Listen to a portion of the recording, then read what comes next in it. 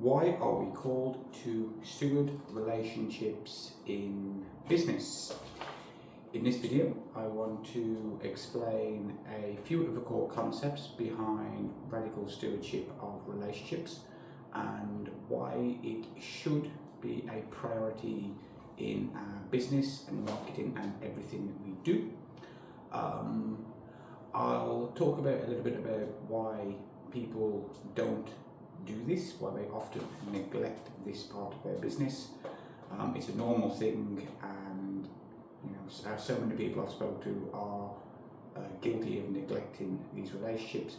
And if we have time later, I'll also talk about how we are called to steward the relationships that we have in our personal lives too.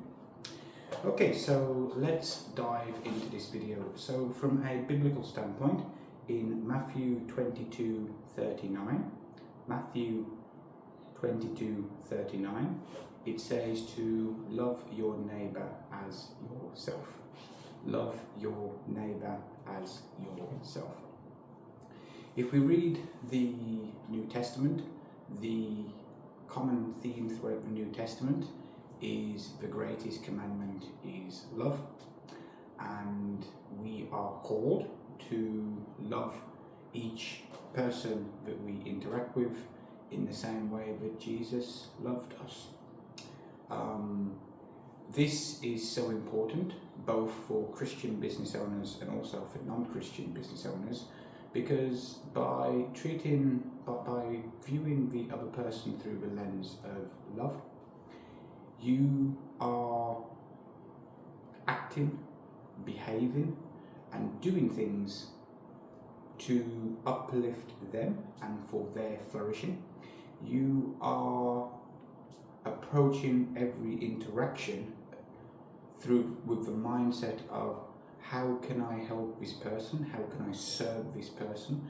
How can I support them? How can I encourage them? How can I strengthen them in any way that I can, regardless of whether they become a paying customer or client or not. And in our personal lives, by treating each person through love, it has so many benefits to us as humans beyond the theological parts of this,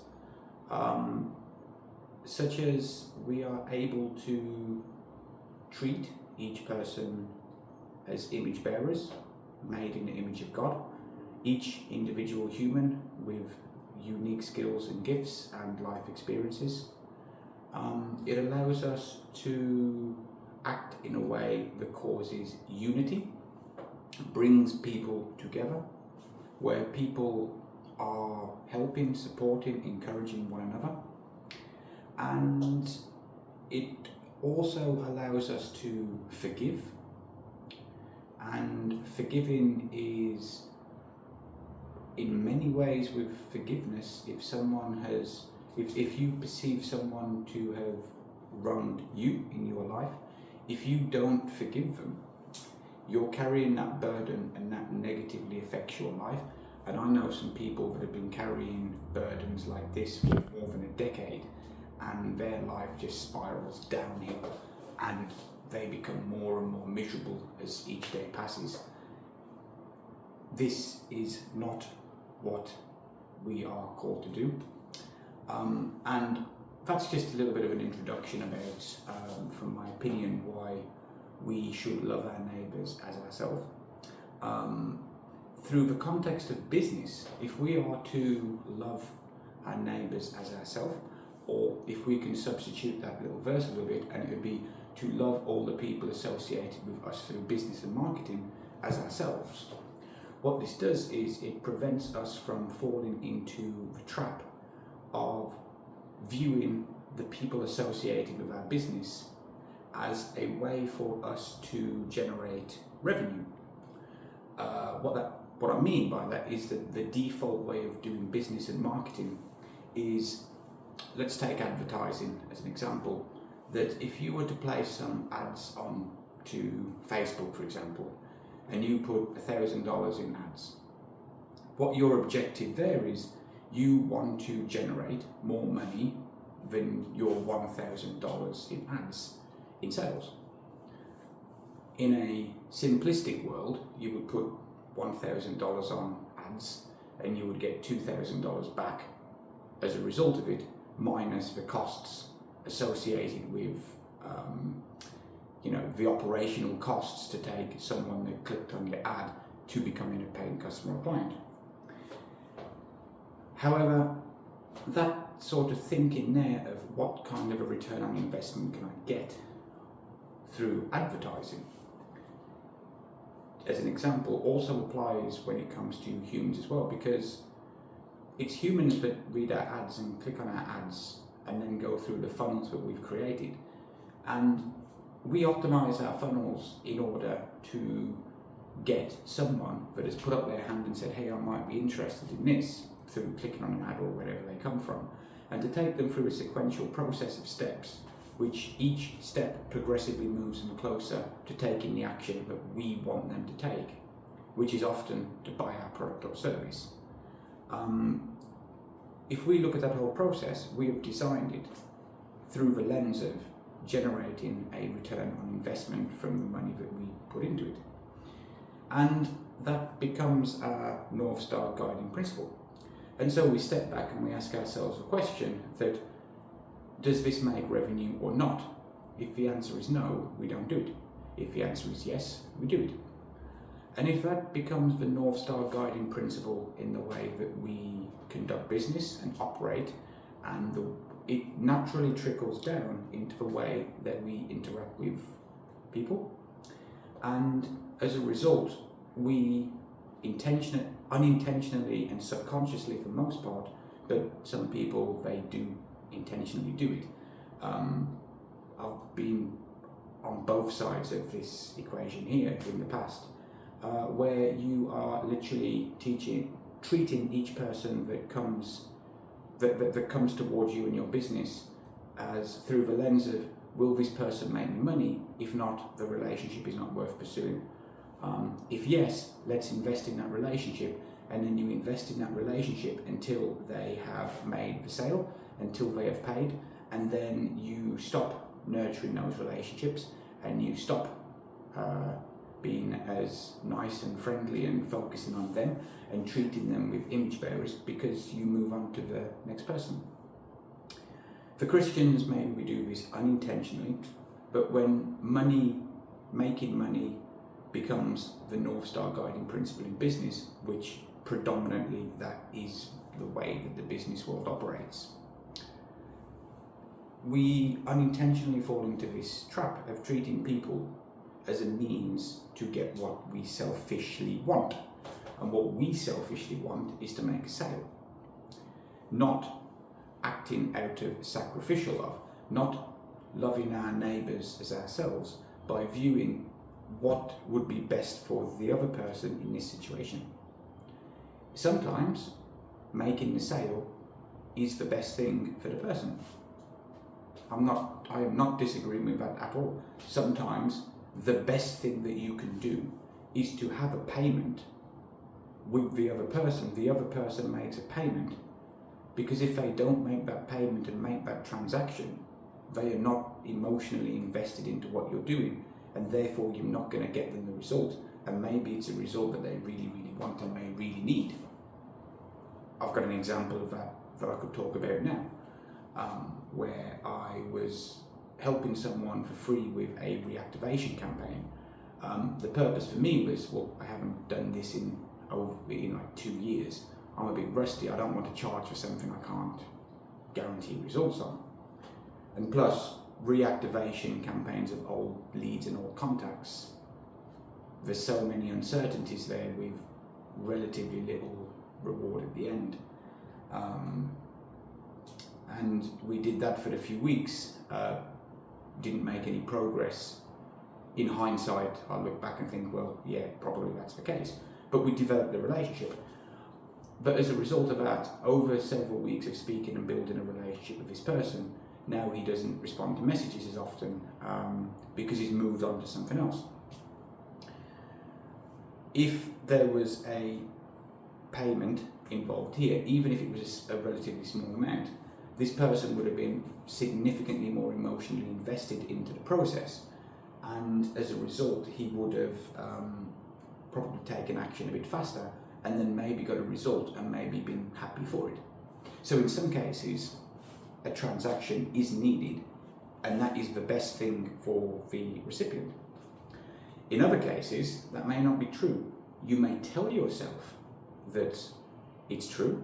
You may tell yourself that the product or service that you're selling is right for the other person. But in actual fact, you're viewing it through the lens of, will this make money or not? And downstream of that question is, does this help me hit my monthly conversion rates? Does this help me hit my weekly targets? And an example of that is, imagine someone that works for a company and they're a sales agent. Through his company, they have targets to hit each month. The end of the month is approaching. They have a conversation with someone. They are one sale away from hitting their monthly target. The company incentivizes them with fancy gifts if you hit the target, and you get entered into a prize to win this phone here, or you get entered into a prize and you'll win this over here, a holiday here. And people who hit their targets consistently for this amount of time will take you on a trip over here. These kind of incentives, or naturally worldly incentives which play to your selfish desires based around consumerism, wanting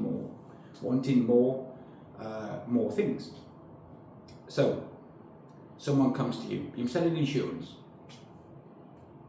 Deep down, you know that the person you're speaking to is not the ideal person to buy this $5,000 package. However, you have an opportunity. However, they're eager on the call. They're happy. They're enthusiastic. They want to proceed, but you know deep down that it might not be the best move for them. It might not be the best package for them because they're not going to use all of the different features. Something else at a lower price is better for them. If they make the sale on the lower price, well, maybe they need to go away and think about it.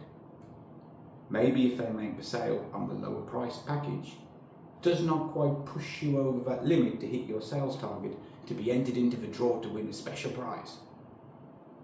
What do?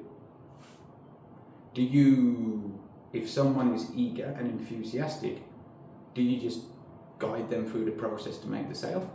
And then from your perspective, everybody wins. They buy the package that they want. You've hit your sales targets, you've got your commission, you've entered into the prize. But you enter in that interaction through the selfish lens of what can I gain from this, rather than how can I treat this person and love this person as if it was myself. I actually know someone that happened to, and they would argue all day long that they did it out of the best interest for the recipient, and maybe the recipient walked away thinking it was the best for them. But I've been in that case before, when back a few years back there was a group coaching program that I bought into all of the stuff that they were saying in the marketing, all of the promises, and I decided to sign up, and it was $3,500 for the year, and I wanted to join. And when I spoke to someone about it, I described my situation, and they were happy. They were happy, and they were very happy to guide me through the process and to make the sale and to take my money. But there was two or three obvious issues with that process at the time that I did not realise, but I can see now in hindsight. The first is that this particular program was predominantly focused on e-commerce businesses, and I provide a service, either consulting or a done-for-you service, which I did in the past and I do today, to serve other service-based businesses. I don't know a thing about e-commerce. And obviously the principles are still the same to some degree, but they're also very, very different. Well, I explained that to the sales rep that I spoke to. And he just kind of said, "Oh yeah, but you'll be okay. You can come in here and you'll get this and you'll get this and you'll get this, and then there's this section here that'll help you go through this process as a salesperson does." And then I bought it. So number one is I was not their ideal target audience, but I was enthusiastic, and the sales rep perceived it to be an easy sale, so they can hit their targets and get their commission. The sales rep viewed it as a win-win situation. I then joined the community, and then all of a sudden the level of interaction from the sales rep and the people that were involved with me prior to the sale suddenly fell off a cliff. I was then kind of on my own. And then naturally, when you make a transaction, you have that dopamine hit, and that dopamine hit is as if you have already achieved the goal that you bought it for. So you buy a training program based on the promise that they have, and you want that promise. You want to step into the life that they've described, that is a possibility. That's what you want.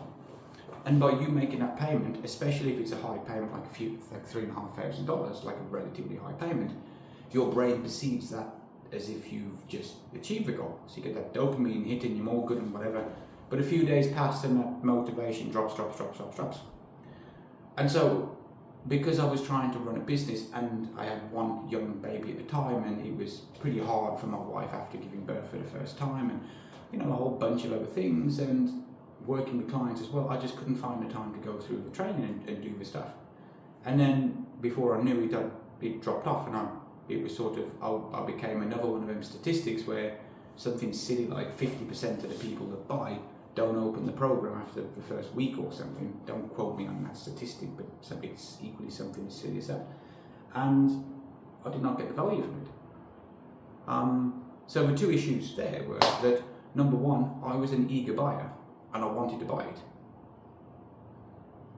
The salesperson knew after my discussion that I was not their ideal target audience, but they knew it, but they convinced themselves that I was and I should buy it, in order for them to get the commission that they perceived as a win-win, when in actual fact it was not the right move for me.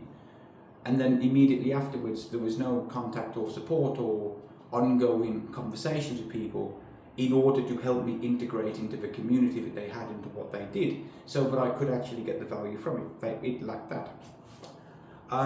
The point I'm trying to make there is that sometimes when you're incentivized by the carrot dangling in front of your eyes, if you perceive it to be an easy win, you would often persuade yourself that it's the right decision and it's a win-win, when in actual fact it's not a win for the other person. Now, I can say that story because I have been on the receiving end of that, as I've just said. I've given an example of someone that I know that was in that situation, and my big sin in the past is I was that person through direct response copywriting, through campaigns and through promotions, that actively got other people who were not qualified to buy expensive programs to buy expensive programs, so that every single sale of a $5,000 offer added 1.5% to the client's bottom line each month. And there were a lot of people that signed up that probably didn't get the results that they promised. And that's why I'm so passionate about it, because I was the person that did it. I didn't do it intentionally. It wasn't a conscious decision. It was that the North Star here was that my responsibility was to the client. My responsibility was to generate a return on investment, again money dominated, on the fee that I paid in order to continue this relationship. If I made them $50,000, $60,000 this month, well, that justifies the fee that they pay me. If I made them $250,000 in a month, which one month I did, that of course justifies the fee that I got, and they view me as a valuable asset on their team. But the client's only North Star was that the mission and vision and everything in their business was there as a way to support their primary goal, which was to make money, because they had a target of hitting $10 million that year. They were stuck mid-seven figures for a long time. Their target was 10 million, and that's what they were trying to do. And so everything else came under that financial target. And that's the trap that I fell into. Didn't do it intentionally, but because of the nature of the interaction that I had with the client, the nature of the relationship with the client, and the nature of the client's objectives within the business, the mission, vision, values, and everything else, in many ways, were there secondary to the financial goals. And my own business at the time, Freedom with Marketing, the marketing agency I had, which was a disaster, if I'm being brutally honest with myself. I just did not have a clue what I was doing. I was good at the copywriting side and the marketing and the campaign side, but I did not have a clue about running a business and all of the other aspects of it as well. And it was a disaster. But my own agency initially started with a mission and vision, but I just couldn't get passionate about it. And then ultimately, after working with several coaches, we just decided, well, why don't we just have the business there as just a means to make money so I can support my lifestyle and have freedom in my own life. Hence, Freedom with Marketing. Did it work? No, of course it didn't. Because the only objective for me was to make money through the business instead of having a mission or vision that was deep in my heart of what I wanted to do. And that inadvertently then resulted in me making these decisions which were not aligned with, it was every decision I made in the company, and de facto every decision I made affected some relationship that I had, was based on, can I get money from this or not? And then that's the way people treated me. And then I got upset when people started treating me that way. What? You only want to talk to me and interact with me because I can make you money? Don't you see anything beyond that? Of course, I had this massive plank in my own eye, because that's what I was doing to other people, but I just didn't realise it. Which is, again, why I'm so passionate about what I'm trying to do now, because I did this for so long. About 10 years or so I did it.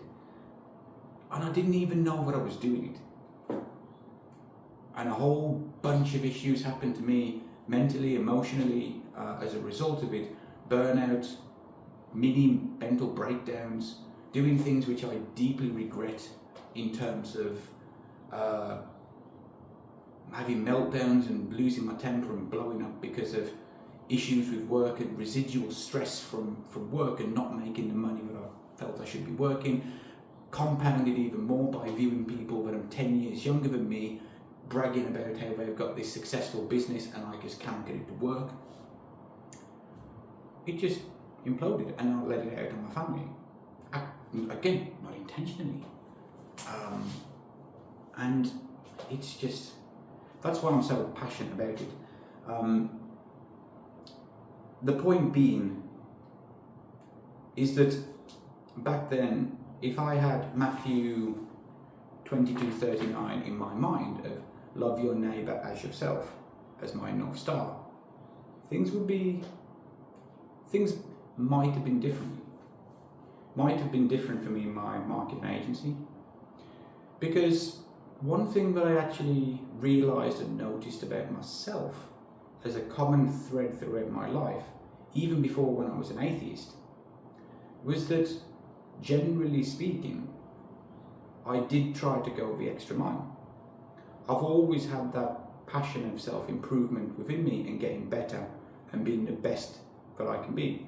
I've always had that within me. I love studying, I love learning, I love trying to find ways that I can be better at what I do. And that's probably another one of the reasons why one of my hobbies is ultra running and trail running and going long distances and pushing myself and doing it. It's that it's built within me. And I always try to go the extra mile with people.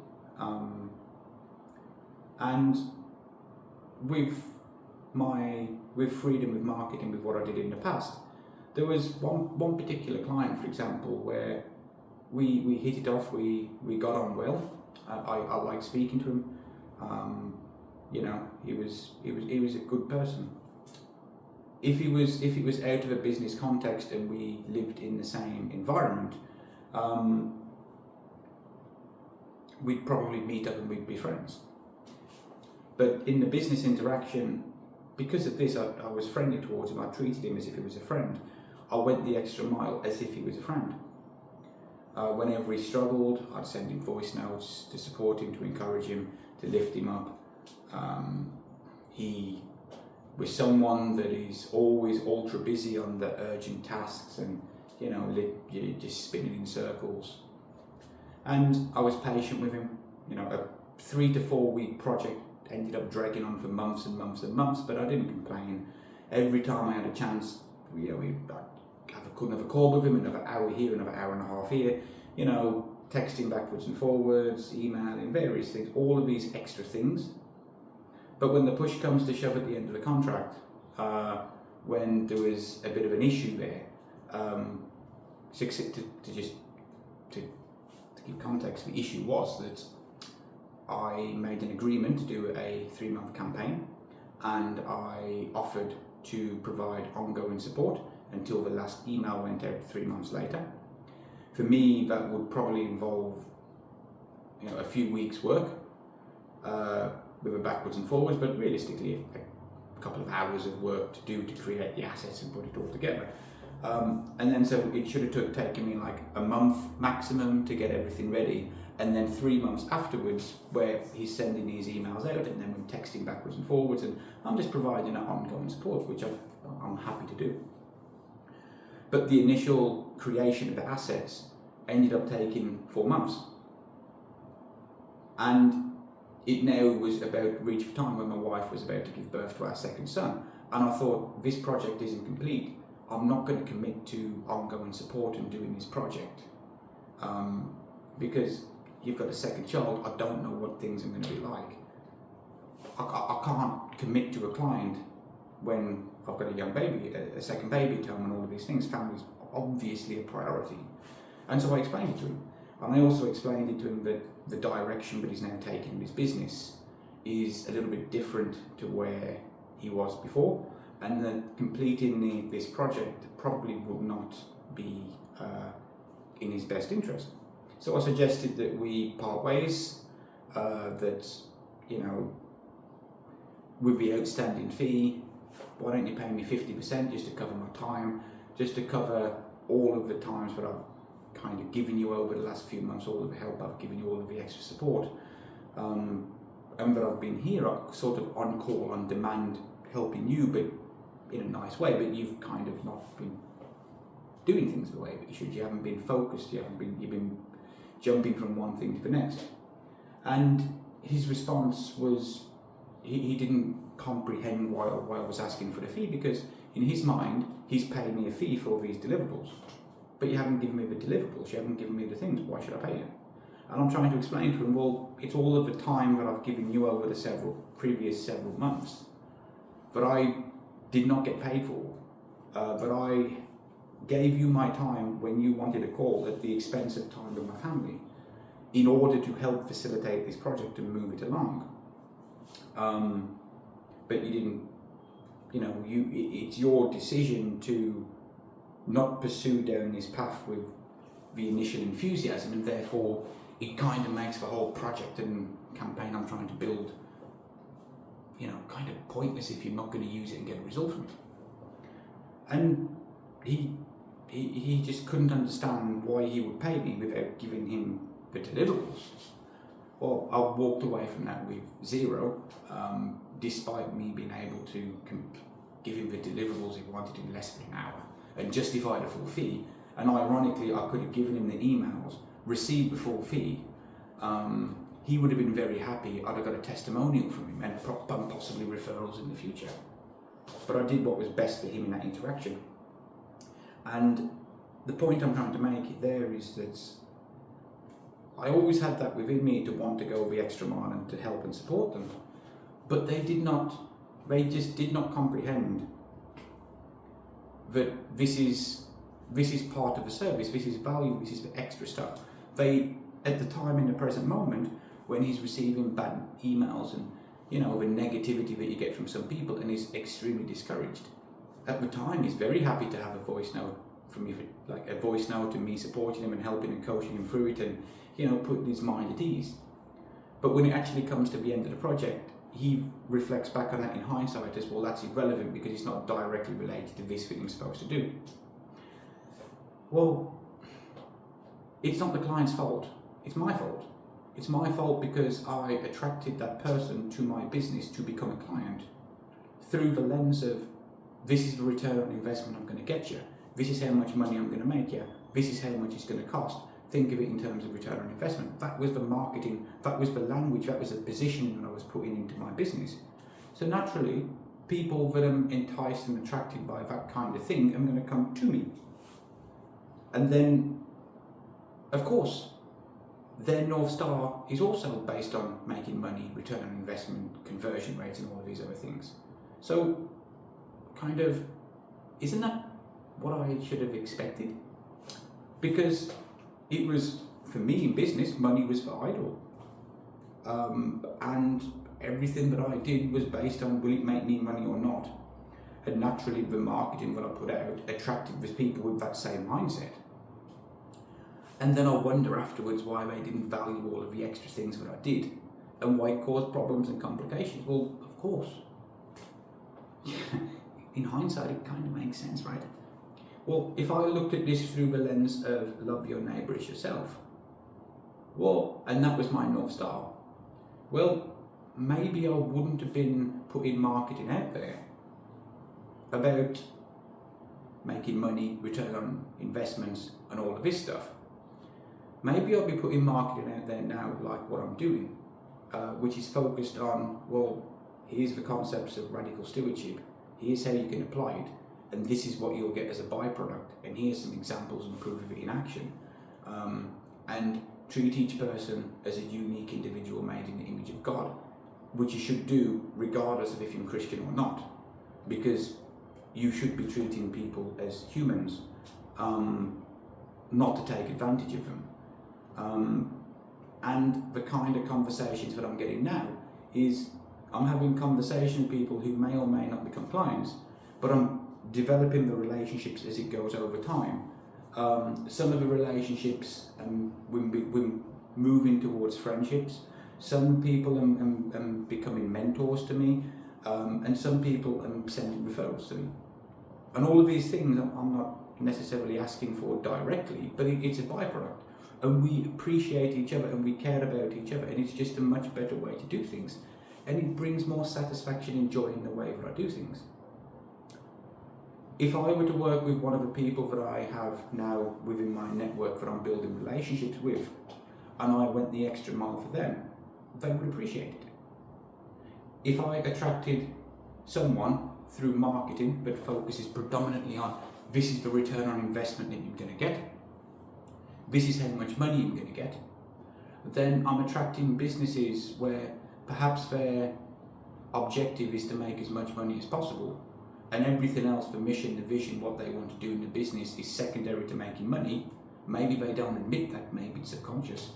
I'm attracting these people, and then they view me and my performance based on how much money I make for them, and they ignore all of the other contributions. That's what happened to me.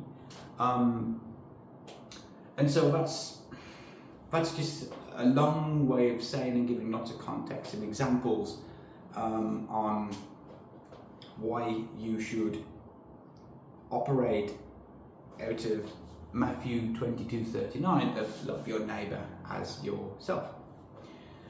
And so the next part here is that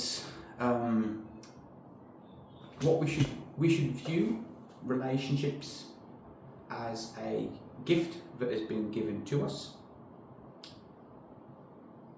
Relationships are a gift, and the biggest gift that we have received. It's just up to us to become aware of what these relationships are. It's up to us to, become conscious of the relationships that we have around us, and then to invest in these relationships. If you look at a torture, like psychological torture, it's putting people in solitary confinement where they have no interactions with other humans. It's putting them on their own. It's depriving them of social contact, and that is considered a form of psychological torture. And it messes people up psychologically if you do that. We've been designed and we're built for relationship. The problem is that we view relationships and we weight the different relationships based on the value that they can provide for us, which is through the selfish lens of, will you make money for me or not? What I would propose instead is that you, through your business, you can view the relationships that you have as being gifts. You have been entrusted with this relationship for maybe a few minutes, maybe a few moments, maybe a few interactions during an outreach or discovery process, or maybe an interaction through the content that you put out there. Maybe this relationship's been entrusted to you for a longer period of time throughout a project. Maybe it's a relationship that's entrusted to you for years, maybe a lifetime. You treat each one of these relationships the same. Each person within that relationship is a real human made in the image of God. And treat them as such. Treat them with dignity, treat them with respect. Help them, support them, uplift them, strengthen them, encourage them. And some people are going to naturally be drawn more towards you. The vast majority of people, if we're being realistic, would have initial enthusiasm in that initial reaction, and some people will have zero enthusiasm in that interaction. But the people that have initial enthusiasm, you may find, just as the parable in Matthew, I think it is, when it's the different seeds. Some of the seeds land on the path and they grow a little bit and fall off. Some of them grow a bit more and then they fall off, and all of these things. Well, that parable there, I can't quote what it is, but it gives a metaphorical perspective and a metaphorical example of how these things work. And yes, you'll outreach and have a few conversations with people, but the conversation won't go anywhere. And that's okay. There's no resonance. These and the people, you view it as, this person's been entrusted to me for this brief period of time. Maybe there's something else to come in the future. I don't know. That's not down for me to decide. But you treat it equally. And the people that have drawn more towards you, well, you then invest more time into them, and over time you're going to have a group of people that strongly resonate with you, what you're trying to do, your mission, your vision, and all of these good things. And it just creates a much better environment. And what you'll find by investing in relationships like this is that the more you invest in the relationships, the more that you help people, the more that you go the extra mile, the more that you treat them as people, you come across as being genuine, authentic, likable, trustworthy. You're going to become different because there's not many people out there doing this. The vast majority of content out there now is just AI generated rubbish. It's AI has commoditized a lot of content. And another issue as well is using AI in order to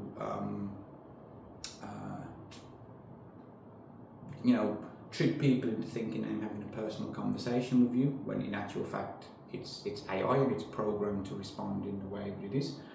Yes, there's some circumstances and some instances where that's useful, but again, it's down to you whether that's what you want to do. But the point I'm trying to make is that the more that, if you view every relationship as something that's been entrusted to you to steward for whatever time period it is, you then start to treat people with dignity. You show curiosity about them. You operate from a perspective of humble service.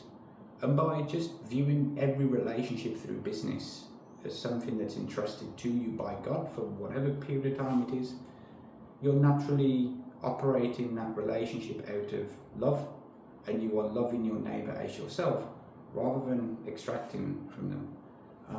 And it's just a new way to do things. Now, a lot of businesses, they don't actually do this for a variety of reasons, and in particular it'd be that, referring back to the example above, when I bought a high ticket program, but as soon as I paid and I was onboarded, that all the enthusiasm from them fell off a cliff, and then I was there lost and alone. Well, sadly, that's a common thing, because a business by default has to put more time, energy and resources onto the acquisition of clients in order to have a functional business, because they have payroll and expenses and things to do. And so less emphasis is put on to the nurturing of people that are already associated with the business when they become clients, or when they become clients and after client care, and building relationships, strong relationships with your former and past clients. And it's just something that most people don't do. And it's something that I'm trying to provide a solution for, because the people that are already associated with your business, the people that have already got the results that you want, they've had a positive experience, these are the people that you should be focusing on. And I'm trying to build a way where you can maintain these relationships over the long term. Naturally, as with the parable of the seeds earlier, and as with the example I gave with outreach and discovery, is that some people I'm going to resonate towards you strongly.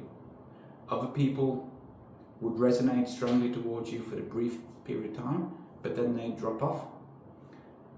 And other people, they just won't necessarily respond at all. And this would be your former and current clients. But by implementing this follow-up system over a period of time, you're then able to identify the people who do resonate with you. And then these are the people that you invest more time into the relationships with. There's no point trying to force a relationship with someone if they don't respond.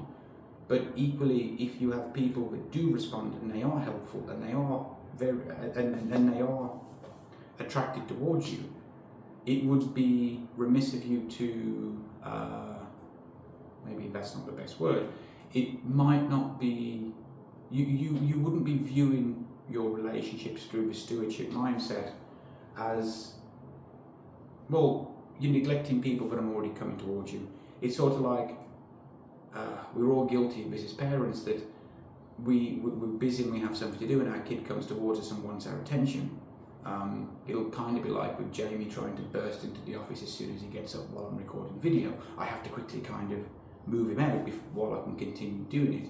But Jamie, my firstborn son, is the higher priority than recording a video, but yet I'm neglected in that moment to focus on what I'm currently doing.